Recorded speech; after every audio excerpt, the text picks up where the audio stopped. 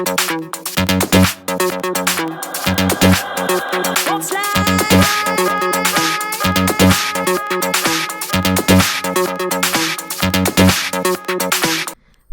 మందిరం ఇలా ఇంటిలో ఈశాన్య దిక్కుగా పూజా మందిరం ఉండాలన్నది శాస్త్రోక్తి.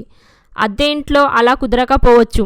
అయితే వసతి ఉన్నంతలో కనీసం మన ఇష్టదేవ పటం ఒక్కటైనా సరే ఇంటిలో ఒక మూలాన పరిశుభ్రమైన ప్రదేశంలో ఉంచాలి. దేవుణ్ణి మనకంటే తక్కువ ఎత్తులో ఉంచరాదు అంటూ కిందికి చూసి పూజ చేయరాదు. అలాగని మరి పైన అంటే అంతనంత ఎత్తులో కూడా ఉంచరాదు. పూజా మందిరం లేదా పూజకు వాడే బల్ల మనకు అభిముఖంగా అంటే ఎదురుగా ఉండాలి. మన చూపు సరిగ్గా దేవుని మీద ప్రసరించేలా దేవుని ప్రతిమలు లేదా పటాలను అమర్చుకోవాలి. దేవుని గూడు మీద అధిక బరువులు ఉంచరాదు. పడక గది గోడకు దేవుని క్యాలెండర్ ఉంటే తప్పు లేదు, కానీ పడక గదిలోనే పూజ చేయడం, అక్కడే దీపారాధన చేయడం మంచిది కాదు.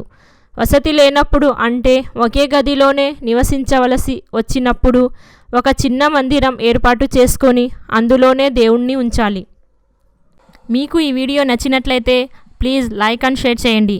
మీకు మరిన్ని అప్డేట్స్ కోసం మన ఛానల్కు సబ్స్క్రైబ్ చేయండి.